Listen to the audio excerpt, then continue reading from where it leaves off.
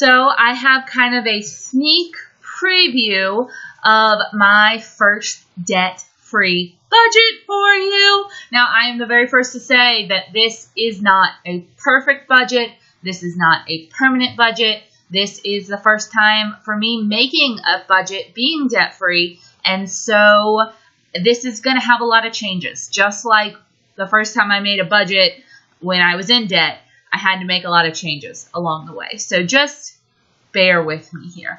I have gone in and I've finagled, and I will certainly do the same. And if anything, I would say that this particular budget, being the first month of my life that I am debt-free, and like an adult, and having a real income to spend, because I didn't really have a real income when I was in college and I was accumulating debt, I have allowed myself a pretty decent realm for spending in these first couple of months, because I kind of want to take a breather.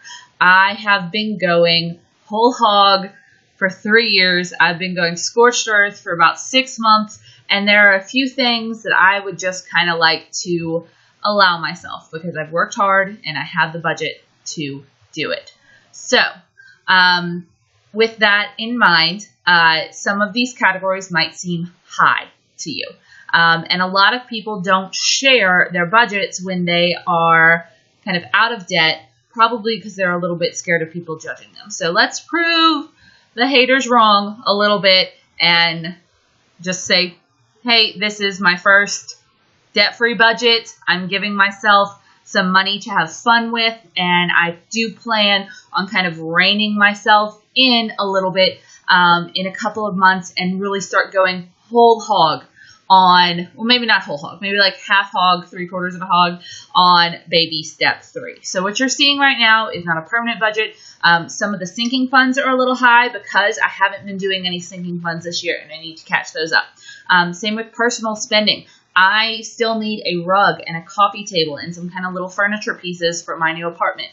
And those cost money, and I would like to invest in good things. But I was putting it off until I was debt-free. So, yeah, there's long explanation for that. So let's check over here. Just some notes. I did get paid for the first time. Texas A&M pays once a month, and they pay for the month that you just worked on the first of the next month. So what I did last month was I used the $2,000 moving fund that I was reimbursed to essentially fund my first full month here, and all of the costs that were accumulated with that, because I wasn't receiving any income anymore from my old job, and I wasn't getting new income yet from my new job. So I did get my first full month's paycheck, which was $2,560.63 on June 1, and that was for working in the month of May. Now, in that, I made a note up here that 7.7% is taken out pre-tax for teachers' retirement system, and that total that was taken out was $269.50. So, yay, I'm contributing to retirement again. I'm very, very excited, and that is a very good start. I do plan on upping that up to 15% after I complete baby step 3. Perhaps not in this account, but in a Roth IRA where it's tax deferred, not tax deferred. Whichever one of those made sense. Okay. I also made some notes here that I'm restarting my sinking funds, including Christmas sinking fund, medical sinking fund, car repair replace fund, annual pet vaccination funds, etc. And I also made a note that my medical, dental, etc., all the benefits have not kicked in yet. So next month's paycheck might be a little bit lower than this past month's paycheck. Now, my health care is entirely paid for by Texas A&M, but I did opt in for vision, dental, some disability and stuff like that. So it's not a lot, but it will probably change a little bit once my benefits kick in. I also received a $100 gift from a very sweet friend and mentor to congratulate me on being debt-free.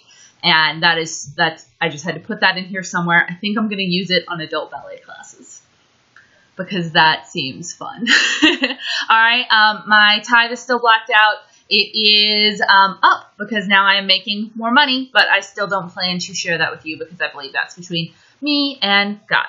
Next up, I did up my no touchy savings. Now, I'm going to readdress some of these things because we haven't talked about them in a while. Even while I was paying off debt, I put $25 a month into a savings account in a bank that I just pretend doesn't exist.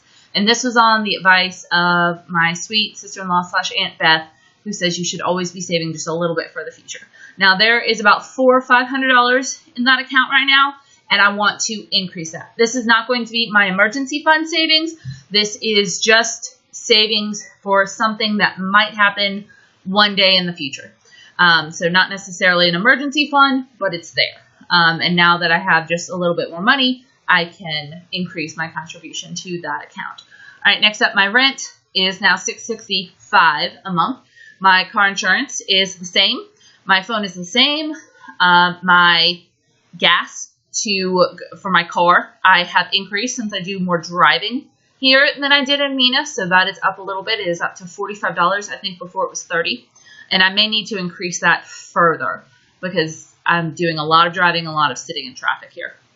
Though traffic's not too bad. People complain about traffic here, but it's not too bad. I just like being around people. All right, next up, I am estimating $100 for electrical. Actually, already got my bill in, and it was $60, but we are right at the beginning of the summer. I'm only anticipating that rising. So kind of starting off with more than I need in this fund going forward. Next up, I have increased groceries by $15 whole because I want to start buying good coffee and good cheese and some other things that I just kind of didn't allow myself to have before because those things add up. So I'm going to start buying the good coffee and the good cheese now. And I haven't gone crazy because I've also increased my restaurant budget. So I wanted to increase my grocery budget more, but a more rational side of me was like, no, you're okay. So these will be things that are fiddled with. All right, next up, restaurant. I have brought this sucker way up. One, because I am dating now, and so I'm going out to restaurants and stuff like that. And also I have this new group of friends here, and they like to go out after church sometimes, and I like to participate in those. Now, I've also invited them over after church to eat brunch here, and that's just as much fun. But there are so many amazing restaurants around here, and especially for like the next couple of months, I really want to allow myself to say yes more to those types of outings as I build my friendships and relationships here and just really enjoy all the wonderful food that this town has to offer. I had the best pizza the other day. Like, it was not a normal pizza. It was so good. Oh. Anyway, so I do also intend on really enjoying some of the food here for a while, and then I'll calm it down. I promise. There were like 2 restaurants in Mina. Making up for lost time a little bit now that I'm debt-free. All right, next up, medical costs are going to stay the same. Laundromat, I think I increased $2. Personal, I upped by $100 buckaroos. Because like I said, I do have some things that I need to go ahead and buy. I also want to maybe purchase some new clothing items, not a whole new wardrobe or anything like that, but it would be nice to replace some pieces that I've just been kind of wearing to death, and also just to allow myself a little bit more variety because I've just not bought a lot of clothes over the past 3 years. I've only bought clothes on super, super duper Black Friday sales or when they were absolutely necessary. So this is kind of a little fun thing, and that does come out of there. All right, fitness. I have reinstituted my fitness category. I'm going to give myself $50 a month. So I'm going to try that out. Maybe try an adult ballet class or Zumba or something. I don't know yet. I might flip between things until I figure out something that I like. I'm just excited to have a little bit more money there to play with. Next up, 500 buckaroos to the fully funded emergency fund, budgeted each month. You didn't think I was going to forget that, did you? No, I'm absolutely, even though I'm allowing myself some leeway and some fun money, I do absolutely intend on getting this baby step 3 out of the way. So minimum I would put in each month, $500. That's 20% of my income. That ain't bad at all. So we're going to get that out of the way. Also, I'll probably end up, well, I'll get to that in a second. Next up, I've reinstituted some sinking funds.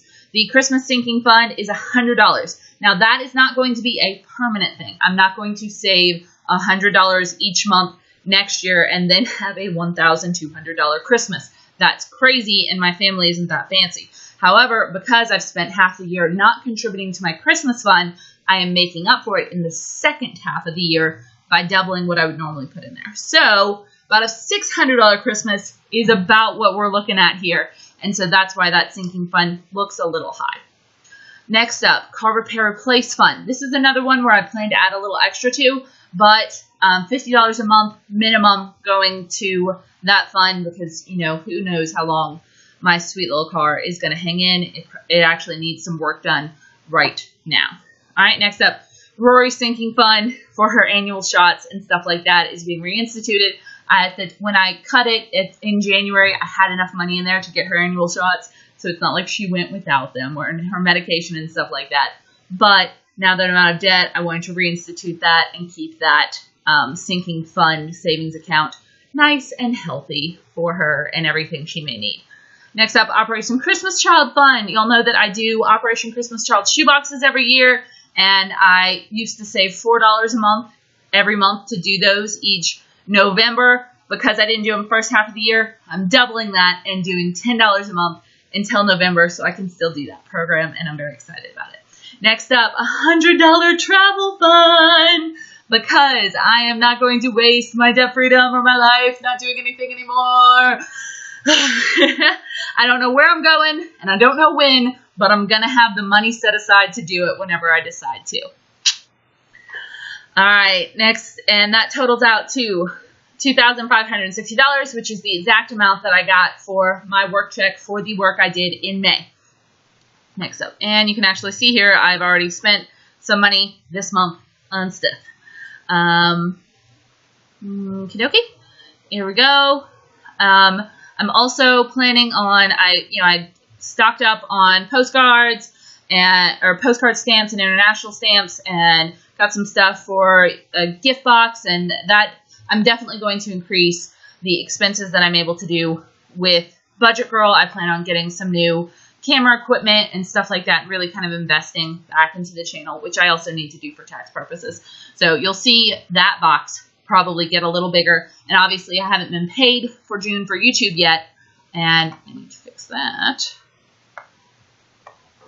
$500 budgeted for BS3. What? And any additional income will go down here just like it used to, and it will be allocated as I see fit. So since it won't go to debt anymore because I'm debt free, I will be able to throw stuff at the baby step 3 fully funded emergency fund, or if I decide I need to put some more money in my car repair replace fund, that can go there. And I'll really just have a lot more options with whatever other money I am able to get. I'm super excited. All right, so there is the June budget preview. My very first budget being debt-free. Tell me what you think, but be kind, because remember, I've been scrimping for 3 years, and I want to have just a little bit of fun. While still saving, of course. All right, I will see you guys next time, and tell me what your ideal debt-free budget would look like. What are some of those categories you are going to put in there? If you're still in debt, or if you are debt-free, what are some of the first categories that you put in once you became debt-free? I would love to hear about it. Bye. I need time, just a little bit of time. I need time. I need love. I need love. What to do with this? I need love. Oh.